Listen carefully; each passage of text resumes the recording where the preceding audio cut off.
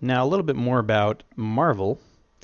As far as their movies go and their uh, cinematic universe goes, both the Red Hulk and the Iron Spider suit were supposed to be in Captain America: Civil War.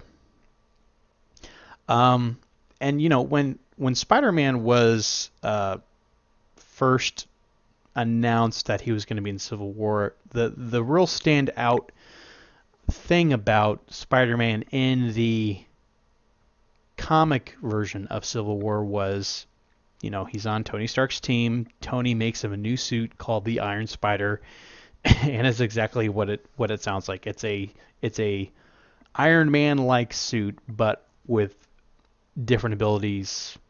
Couple of extra arms that I think they have their own name, like their widgets or something like that, or some weird word for them. But he's got a few extra arms that he uses. He's got a little bit of repulsors going for him. I think he can even fly like Iron Man does.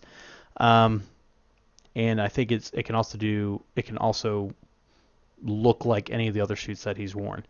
Um, and I kind of thought that they may go that route since it was a big deal in the Civil War comic arc. Um, but they didn't. They just kind of went with you did the only suit that you saw um, Spidey wear was more of the classic Spider-Man. It did look like Tony Stark helped him a little bit with like the eyes. There's some kind of talk I want to say, and I'll have to watch the movie again when it comes out here on Blu-ray very shortly. Um, but I'll have to. I want to say that Peter Parker mentioned that he had a hard time focusing his senses, and I think that's what the whole um, eye, excuse me, eye, the whites of his eyes on his mask kind of widening or shuddering. Um, that was kind of to help him focus his spider sense and to help him actually use his powers while he's getting used to them. So, but yeah, I thought that was a possibility. What I did not consider to be a possibility, though, was Red Hulk. And when you think about it, spoiler warning, Thaddeus Ross, uh, Betty Ross's father, also known as Thunderbolt Ross, he is the Red Hulk in the comics. So the fact that Ross was actually in the movie, and when you think about it, we haven't seen him since The Incredible Hulk back in 2008, the second Marvel Cinematic movie period. So for them to bring him back, he's like the only returning actor even from that movie. Um, that I really appreciated that because I'm one of the few people I know that really think Incredible Hulk was actually a really good movie. Um, not the one from 2003, not that one. The one with Edward Norton, with the Abomination, good stuff. But anyway, it would have been. I've talked about this before. The movie really does seem sometimes to be a little bit cramped with heroes.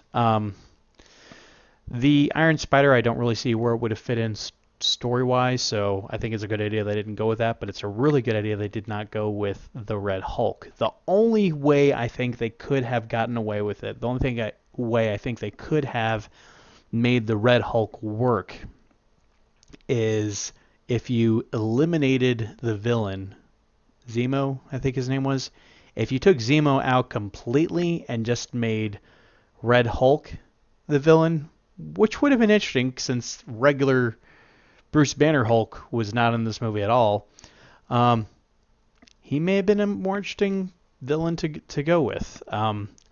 At the same time, I do kind of like how they made the final boss fight or final boss fight. I'm a gamer. The final fight scene between Tony and then Cap and the Winter Soldier, it really made it impactful. I think if that was just a lead up to um, another fight, it wouldn't have stood as strong in the movie, and that was a really emotional, gut wrenching fight to watch. Um, so probably best that these two ideas were actually dropped from the movie.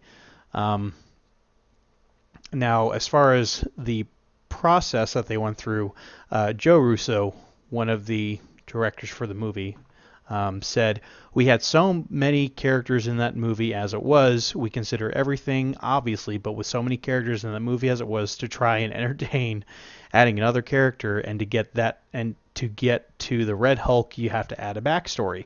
You have to substantiate the narrative to get to that. Thaddeus Ross on our list of priorities, he was there sort of as the government's agenda and not to add another complicated super-powered character to the mix.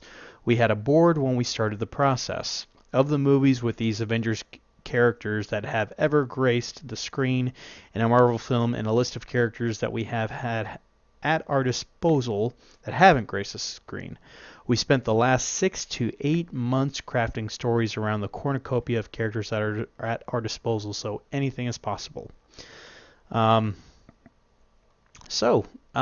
I agree with their decision making. Again, I think it would have been interesting to see Red Hulk maybe as an alternate villain to who they did get in there, but then again, it may have made things a bit tricky to get um, Cap and Iron Man fighting the way they did with so much of an impact at the end of that film. But great film. If you have not seen it, incredible. We actually reviewed it, I want to say, on one of our first podcasts here, if not the very first.